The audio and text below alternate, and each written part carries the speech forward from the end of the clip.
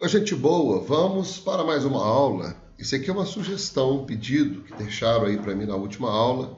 Pediram aí sobre o concurso da Escola Preparatória de Cadetes do Exército, concurso que vai rolar agora em 2020. E eu comecei esse material com duas questões de literatura brasileira. Lembrando que a literatura brasileira, para ser estudada, precisamos entender a literatura lusitana, porque a literatura brasileira ela vem de Portugal. A literatura portuguesa, também chamada de literatura lusitana, inspirou a literatura brasileira, inspirou a produção brasileira, a produção literária brasileira. Nesse número 1, eu tenho aqui um período literário, os períodos clássicos, e esse aqui, curiosamente, se chama classicismo. Em relação ao classicismo, que se desenvolveu durante o século XVI, marque a alternativa correta. Para resolver essa questão, nós precisamos voltar lá nos períodos literários portugueses e entendermos quais são as características dessas eras literárias. O classicismo é um período clássico, como o próprio nome diz. Ele é clássico e não subjetivo. Então, agora essas questões que eu vou resolver aqui, sempre que eu chegar na questão, dá uma pausa no vídeo para você tentar resolver e depois conferir a resposta. Deixa eu subir aqui, Pronto, tá aí. Em relação ao classicismo que se desenvolveu durante o século XVI, marque a alternativa correta. Pronto, aqui eu sei que o classicismo, como eu disse agora, foi uma época clássica, sem subjetividade, focado no ser humano. O classicismo vem depois do humanismo português. Letra A. Esse movimento literário possibilita a expressão da condição individual, da riqueza interior do ser humano que se defronta com sua inadequação à realidade. Observe que essa letra A, ela traz um lance aqui, a expressão da condição individual, da riqueza interior do ser humano. Vou marcar esse pedaço aqui. Esse pedaço anulou a letra, porque não há subjetividade nessa época. A objetividade. Portanto, a letra A, ela traz aqui a expressão da condição individual, da riqueza interior. A riqueza interior do ser humano é subjetiva, ela não é objetiva. Quando eu falo riqueza interior do ser humano, você tem uma riqueza interior, eu tenho outra riqueza interior, e outra pessoa terá outra riqueza interior, e aí vai. Cada pessoa é uma pessoa no seu mundo. Cada pessoa traz sua característica peculiar. Então, cada pessoa traz a sua subjetividade. Portanto, a letra A, ela sugere subjetividade. E no classicismo não há subjetividade, é um clássico objetivo. Letra B. A poesia dessa época adota convenções do bucolismo como expressão de um sentimento de valorização do ser humano. Até aqui eu posso falar que ela está correta. Quando o neoclassicismo chegou ao Brasil, ele trouxe características bucólicas. O que é o bucolismo? O bucolismo é o sentimento retratado através da natureza. Chama-se olhar estático sobre a natureza ou olhar parado na natureza. O olhar bucólico foi uma característica do neoclassicismo brasileiro. O que é neoclassicismo? Novo classicismo. Novo porque na Europa tínhamos o classicismo original. Aqui criamos o neoclassicismo. Até aqui, então, eu posso concordar nesse trecho que está sublinhado. Como expressão de um sentimento de valorização do ser humano. Olha aqui, sentimento de valorização. Sentimento, eu caio na letra anterior e fala sobre subjetividade. Eu não posso trabalhar com subjetividade, o sentimento é subjetivo. Letra C. Os poetas pertencentes a esse período literário perseguiam uma expressão equilibrada, sóbria, capaz de transmitir o domínio que a razão exercia sobre a emoção individual, colocando o homem como centro de todas as coisas. Percebeu a diferença da letra C para as letras A e B? Mesmo você não entendendo literatura brasileira, você, na interpretação, percebe que a letra C é diferente. Vou marcá-la como correta. Eu tenho o homem como centro de todas as coisas. Quando eu falo o homem como centro de todas as coisas, como é que chama isso? Antropocentrismo, visão antropocêntrica, que é ao contrário daquela visão onde eu tenho Deus no centro de todas as coisas, que seria teocentrismo. Então, por enquanto, eu fiquei com a letra C. Letra D. Os autores dessa estética literária procuraram retratar a vida como é e não como deveria ou poderia ser. Vamos agora marcar o que poderia estar certo. Até aqui eu acho que está legal. Retratar a vida como é e não como deveria ou poderia ser. Ou seja, nesse trecho aqui eu tenho uma visão objetiva. Continuando. Perseguem a precisão nas descrições, ok? Principalmente pela harmonização de detalhes que, somados, reforçam a impressão de realidade. Olha aqui, harmonização de detalhes. Eu não tenho que fazer harmonização de detalhes para falar aquilo que é óbvio. Eu não tenho que harmonizar os detalhes para reforçar uma impressão de realidade. Eu não tenho essa impressão de realidade. Sabe por quê? Porque a realidade no classicismo, ela existe. A realidade no classicismo, ela é. A realidade no classicismo, ela não deve passar por nenhum pré-julgamento antes de ser. Ela é. Isso aqui é um questionamento filosófico, né? Letra E. Então, essa daqui também está diferente. Tá? A letra C está diferente da letra D. As letras A, B e D trazem uma subjetividade. Letra E. A poesia desse período passa a ser considerado um esforço de captação e fixação, olha aqui, das sutis sensações produzidas pela investigação do mundo interior de cada um e de suas relações com o mundo exterior. Tá vendo? Sutis sensações. Não posso. Tem que mexer com a sensação aqui. Marcar esse pedaço como errado. Eu tenho que ser objetivo. Claro e objetivo. Repetindo a letra C. Os poetas pertencentes a esse período literário perseguiam uma expressão equilibrada, sóbria, capaz de transmitir o domínio que a razão exercia sobre a emoção individual. Pronto, colocando o homem como centro de todas as coisas. Porque se eu tenho uma razão, vou falar um pleonasmo, tá? Se eu tenho uma razão absoluta, quem tem razão, não existe meia razão, razão completa e por aí vai. Se eu tenho uma razão, eu posso falar que, como dono dessa razão, eu sou o centro de todas as coisas. Eu tenho uma razão. Então, numa visão antropocêntrica, eu estou no centro de todas as coisas. Resolveu essa questão? Você já está por dentro de literatura? Vamos criar aí umas videoaulas de literatura brasileira? Eu topo, hein? A hora que quiser. Número 1 ficou letra C. Número 2. Olha que delícia. Eu adoro questão assim. Influenciados pelo poeta latino Horácio. Ah, bacana. Não leu Horácio? Aqui o camarada já começa a pensar. O que eu vou fazer nessa questão? Os poetas Árcades.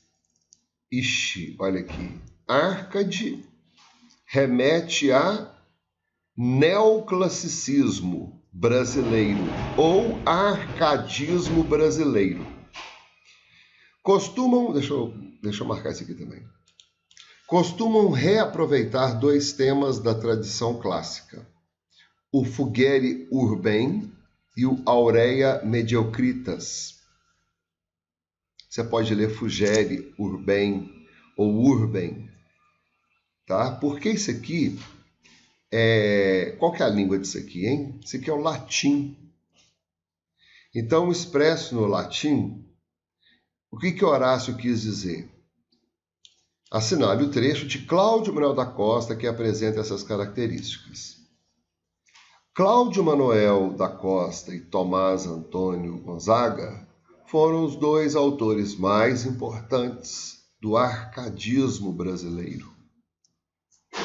E eles apresentaram o que nessa poesia, nesses trechos, para justificar a relação com Horácio?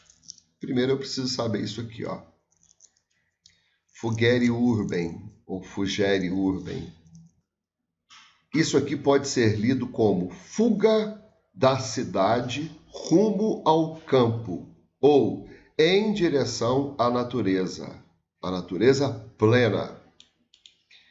E o Aurea Mediocritas? É uma coisa muito simples. Seja feliz com o que você tem. Não fica aspirando a algo que de repente você vai passar a vida inteira sem ter, só na sensação de eu quero ter. Fica quieto na sua. Tá bom demais assim? Então Horácio aqui sugere: fuja da cidade e viva bem com o que você tem. Ele vai fugir da cidade e vai para o campo. Pronto, agora vamos aos versos. Como, ó céus, para os ver terei constância, se cada flor me lembra a formosura da bela causadora de minha ânsia? Por que é meio complicadinho ler um poema ou ler versos antigos? Porque os versos antigos eles trazem uma sintática invertida. Porque o poeta daquela época, inspirado no português lusitano, a língua portuguesa ela veio do galego-português, e o galego-português veio do latim. O latim trabalha com termos sintáticos invertidos. Fiquei com a letra A, vamos ler a letra B. Se o bem dessa choupana pode tanto, que chega a ter mais preço e mais valia, que da cidade o lisonjeiro encanto. Letra C. Enfim serás cantada, Vila Rica, teu nome alegre notícia e já clamava, viva o Senado, viva repetia Itamonte, que ao longe o eco ouvia. Letra D. Já rompe, Nise, a matutina aurora, o negro manto com que a noite escura, sufocando do sol a face pura, tinha escondido a chama brilhadora. Letra E. Destes penhascos fez a natureza, o berço em que nasci. Ó quem cuidara que entre penhas tão duras se criara uma alma terna, um peito sem dureza. Depois que eu te falei o que são, né, esses dois termos aqui, essas duas citações, você vai perceber que eu só tenho duas referências à fuga da cidade ou duas referências à vida no campo ou situações de campo. Na letra A, como os céus para os ter, se cada flor me lembra a formosura, aqui eu só tenho a flor. Eu não tenho a natureza. Vou tirar. Letra B. Se o bem dessa choupana pode tanto que chega a ter mais preço e mais valia que da cidade o lisonjeiro encanto. Ele está falando que essa choupana aqui, ela é muito melhor do que uma cidade. Choupana é uma casa muito simples. É espécie de uma barraca, né, um lance assim com paus e folhas secas. Eu estou morando dentro dessa choupana, uma casa muito simples, um barraquinho feito de madeira retirada do mato e folha seca por cima. É essa aqui, letra B. Tá? Ah, mas tem a palavra cidade. Ajudou. Ajudou muito essa cidade. Né? Foi a grande dica. Mas o conteúdo da letra B já sugere. Se o bem dessa choupana pode tanto,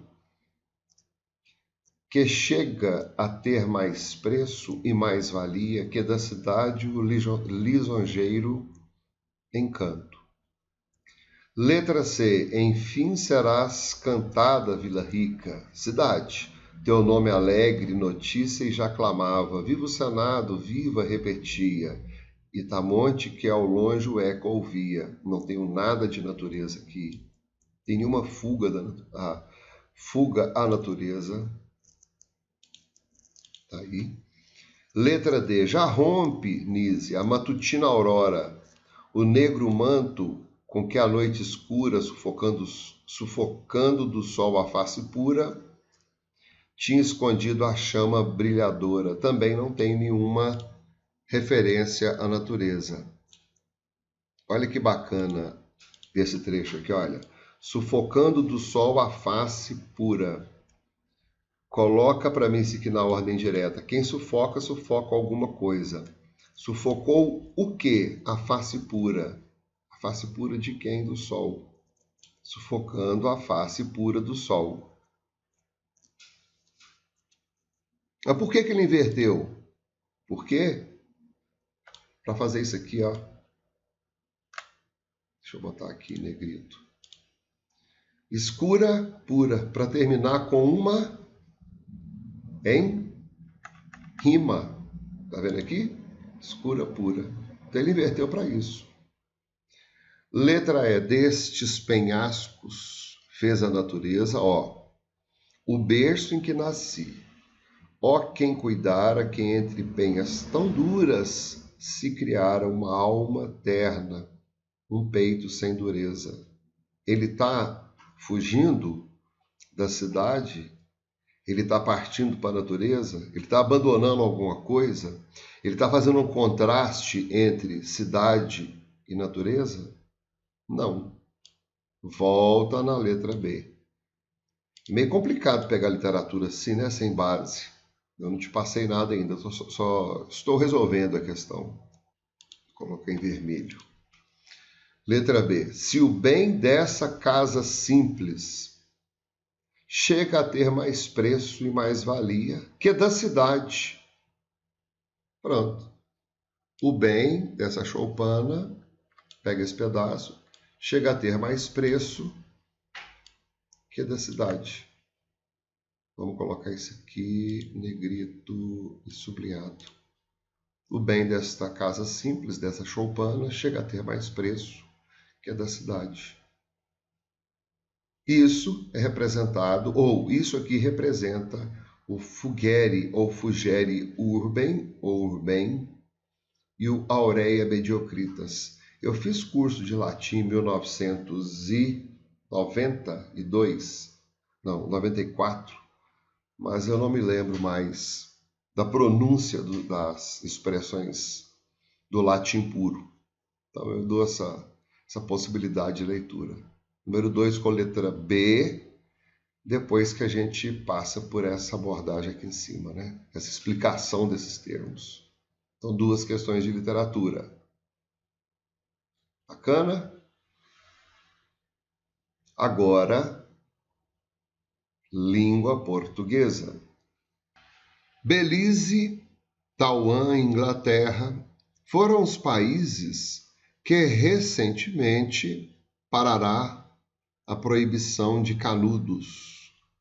Em consonância com as ideias do texto, o verbo que completa a lacuna corretamente é, ou seja, o que preenche aqui. O verbo é propor. Então, 1, 2, 3 foram. eu tenho um verbo que estará no plural, obrigatoriamente no plural, e no pretérito, ou no passado. Eles propunham, proporam, propuseram, proporiam ou proporão. Uma dica importante para você que está estudando. Esse aqui é um verbo irregular. O que é um verbo irregular? Ele muda a sua estrutura de acordo com a sua flexão, de acordo com a sua conjugação. Observe que Belize, Taiwan e Inglaterra foram os países que recentemente propuseram. Essa é a resposta. Como estudar isso?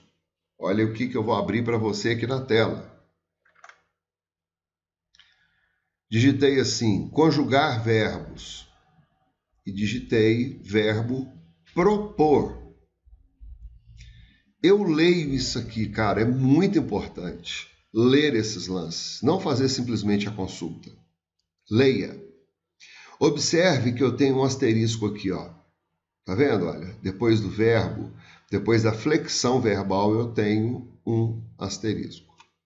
Lendo aqui em cima. Este verbo é derivado do verbo por, considerado um verbo irregular da segunda conjugação. Qual é a segunda conjugação? A primeira é ar, a segunda é er, a terceira é ir. Mas coloca-se na segunda conjugação porque os verbos terminados em or subentende-se que é oer, então é propor, porque vem da língua portuguesa. Assim deverá ser conjugado conforme o verbo por. Não deverá, contudo, ser escrito com acento circunflexo na sua forma infinitiva. Ou seja, propor aqui está na forma infinitiva. Olha, eu não posso acentuar esse por com acento circunflexo. O acento circunflexo é o famigerado chapeuzinho. E o que significa esse lance aqui? Olha, tá vendo o mouse aí? Vamos ler aqui embaixo, ó. As formas verbais destacadas são formas irregulares ou formas regulares que apresentam alguma particularidade gráfica. Ou seja,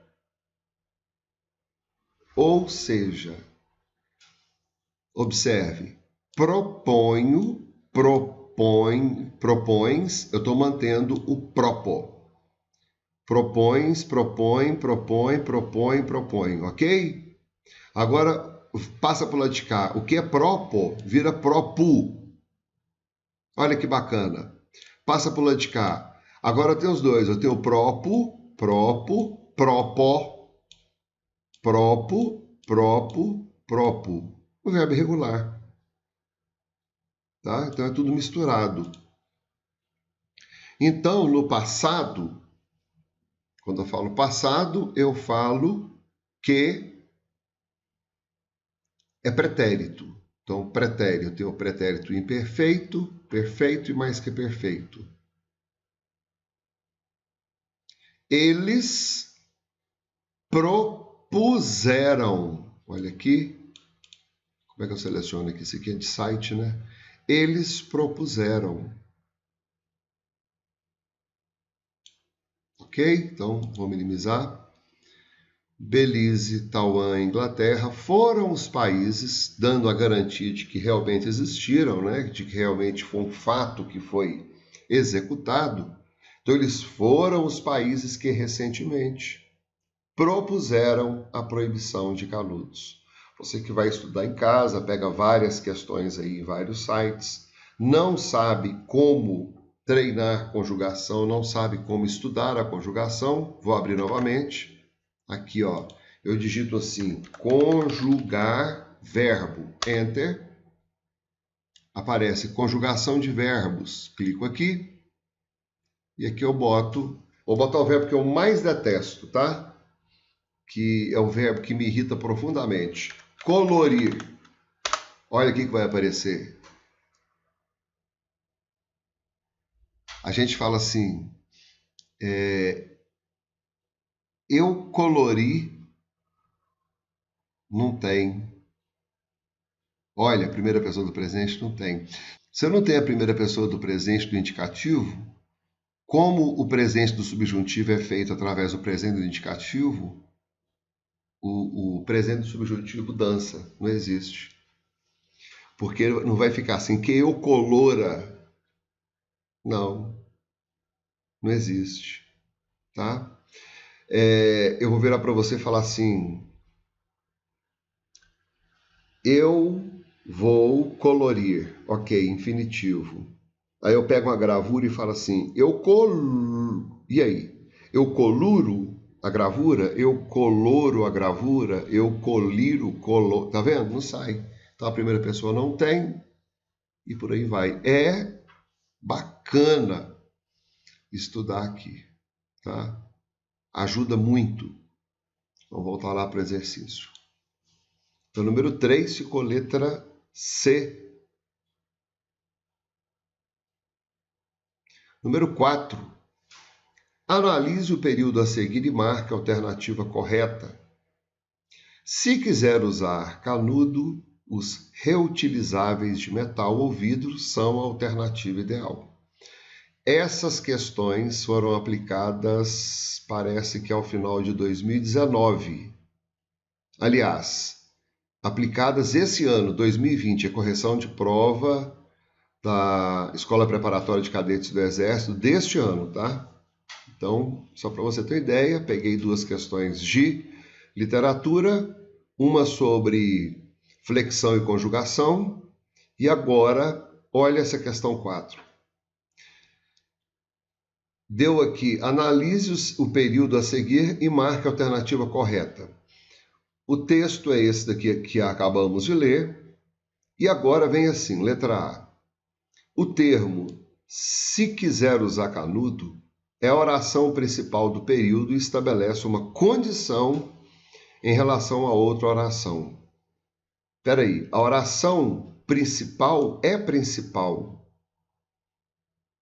Ela não vem trazendo nada.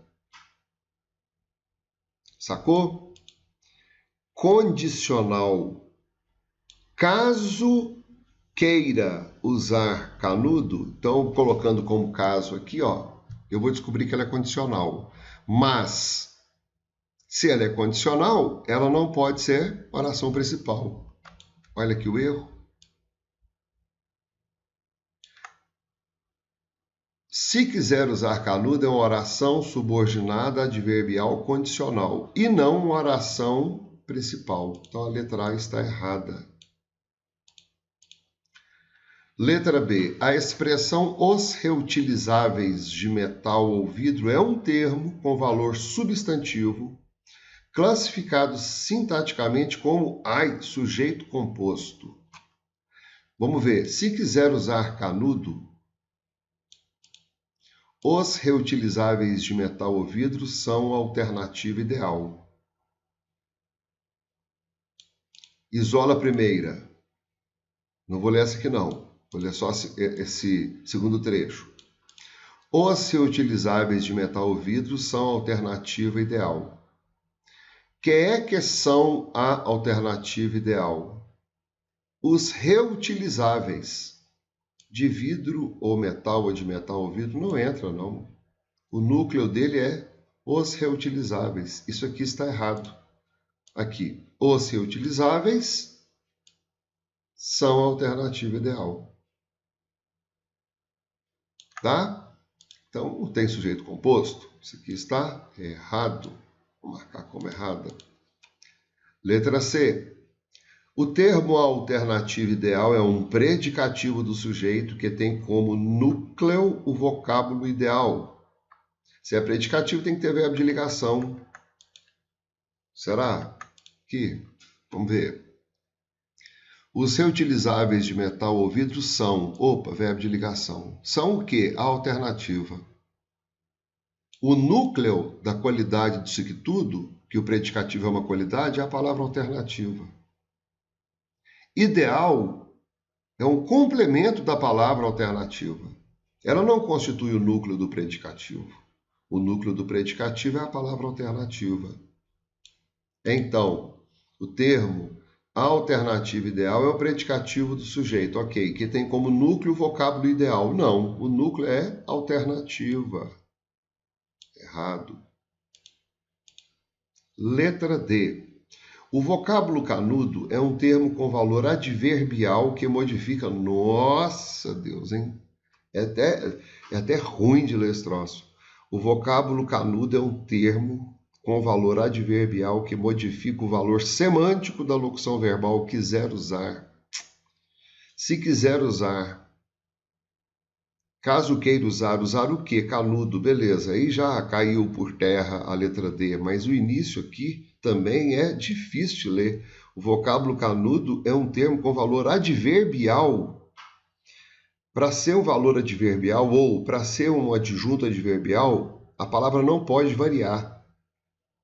No caso aqui eu posso colocar canudinho, canudão, eu estou variando,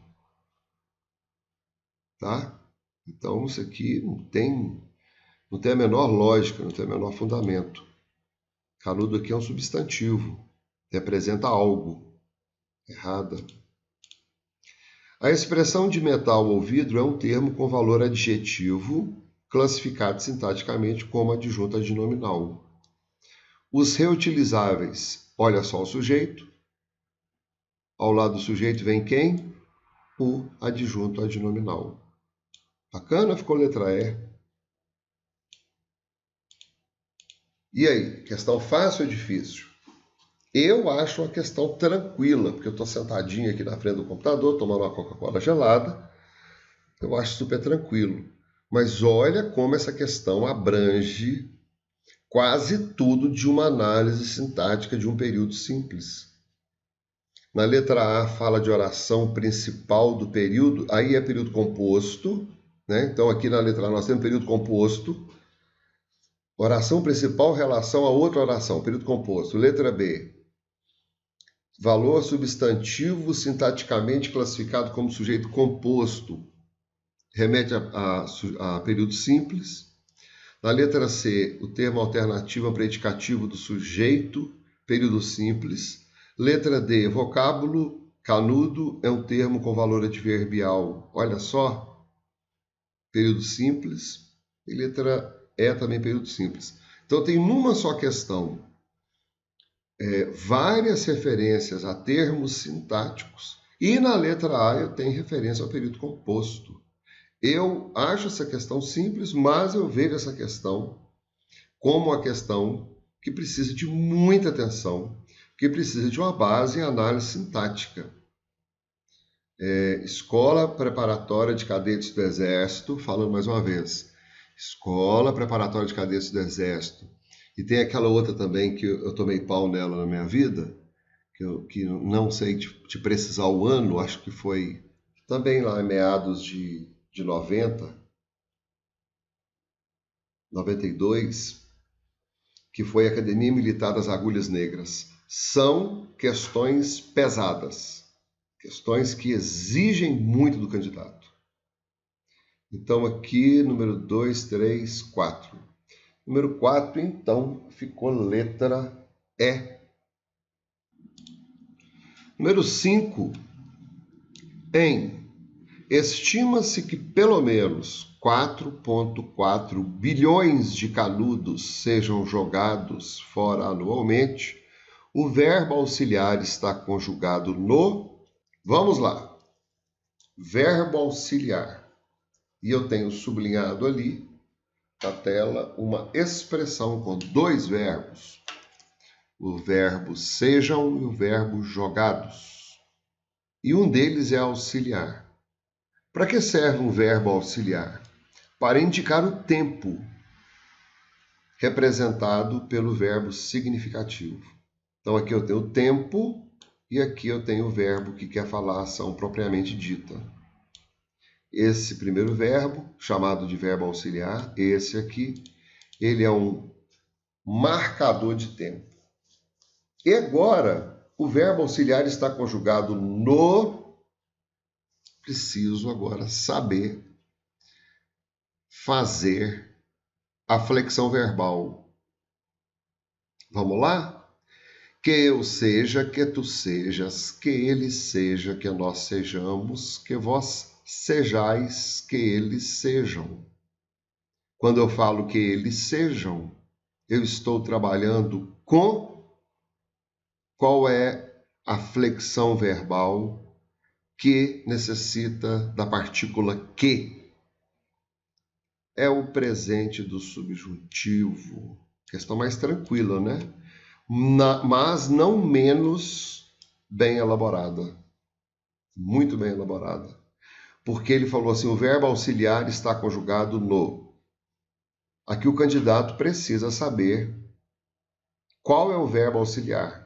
A banca marcou os sejam e os jogados. Cabe ao candidato saber qual dos dois é verbo auxiliar. Então, o verbo auxiliar, ele vai auxiliar o verbo forte, que é o significativo, no caso aqui é jogados, indicando o tempo dele. E qual que é o tempo que ele indicou? Presente. O tempo é esse. De qual modo? Subjuntivo. Então, nós temos o sejam, que pertence ao modo subjuntivo, tempo presente. Qual pessoa? Terceira pessoa. Que eu seja, que tu sejas, que ele seja. Que nós sejamos, que vós sejais, que eles sejam. Número 5, letra D. Número 6. Outra questãozinha tranquilíssima. Eu pegaria essa questão aqui pelo pé, quer ver? Em um item insignificante, utilizado brevemente antes de ser descartado, as palavras sublinhadas são formadas respectivamente por... Cuidado com esse respectivamente, tá? Isso aqui não é frescura de nenhuma banca, não. Respectivamente significa primeiro esse aqui e depois esse aqui. Ou seja, respectivamente é obedecendo a ordem em que se mostram na tela ou a ordem que se mostra em algum lugar. Primeiro um, depois o outro e depois o outro. Mas tem um primeiro que aparece na ordem. E a partir dele é contada a ordem para a citação no texto. Então, a palavra insignificante é formada por... Cara, você sabe resolver isso? Eu não sei. Ih, caramba. Eu não sei resolver insignificante. Isso aqui eu estou trabalhando como se eu tivesse durante a prova. Aí eu deixo esse insignificante para trás e vou no brevemente. Brevemente, ele vem da palavra breve, concorda? Deixa eu marcar aqui, olha lá, breve mais mente. Ó, se eu tenho a palavra breve e eu coloquei um lance depois da palavra breve, aqui, o mente, se esse mente viesse antes, o que vem antes é prefixo. E o que vem depois é sufixo. A palavra é breve e eu coloquei somente um lance depois dela. Eu coloquei apenas um pedaço depois dela. Eu coloquei apenas uma partícula depois dela. Ela deixou de ser breve e se tornou brevemente. Se eu coloquei algo depois da palavra, é um sufixo. Olhando agora aqui nas alternativas, aquela que traz algum lance relativo a sufixo.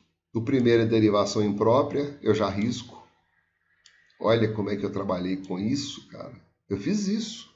Ó. O segundo, derivação prefixal e sufixal, também corto. Letra C, aglutinação, hibridismo. Não é hibridismo. Eu também não quero saber o que é hibridismo. Agora estou só resolvendo exercício. Eu preciso entregar essa prova. O cara está ali na porta, o cara está batendo na porta, o cara está falando que o tempo está passando, o cara está falando que vai recolher minha prova. Então eu tenho que dar meu jeito. Eu tenho que usar aqui o tempo que eu tenho. Letra D, para síntese e sufixação. Opa, esse aqui tem sufixação. Será que é essa? Vamos ler a letra E. derivação prefixal e sufixal, e a segunda é parassíntese. Acertei letra D. Vou marcar a certa, vou marcar a letra E como errada. Entrega a prova, levanta a mão, por favor. Fiscal, pode pegar, eu já acabei. Cara, mas você entregou a prova sem saber como se formou a palavra insignificante? Sim, eu usei aqui o jogo de cintura. Eu achei que insignificante para mim aqui agora ia pirar minha cabeça, então eu pulei e fui para brevemente. E dei sorte de que existia apenas uma alternativa para sufixação. Funcionou. Você entendeu meu raciocínio aqui? Pois é. Agora vamos resolver o insignificante. O insignificante, ele foi formado por parassíntese. Ou seja, eu coloco uma palavra, um pedaço antes. Deixa eu marcar aqui no computador, senão ele não fica. Um pedaço antes. E um pedaço depois.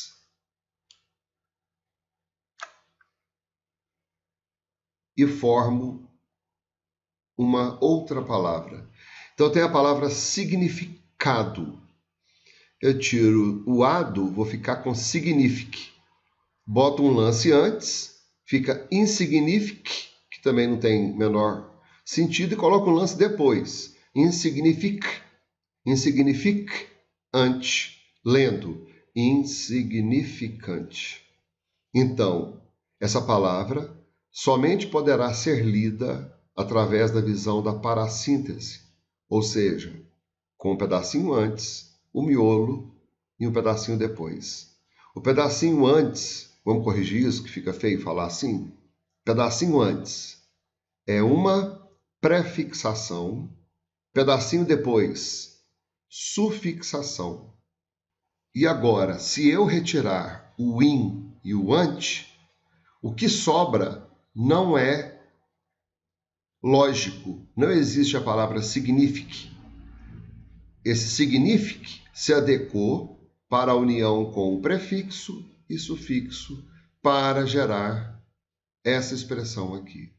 Então, é uma formação através de parassíntese, ou é uma parassíntese. Bacana, compadre? Cara, fizemos poucos exercícios. Eu estou fazendo assim para ver se eu solto mais vídeo, ver se eu falo mais durante o vídeo, se eu explico mais durante o vídeo, tá? Essa semana sai mais vídeo, tá? Muito obrigado. Por favor, se o vídeo foi útil para você, compartilha com seus chegados aí nas suas redes sociais. E a gente se vê no próximo vídeo. Fica com Deus, um beijo no seu coração. Muito obrigado por tudo e até!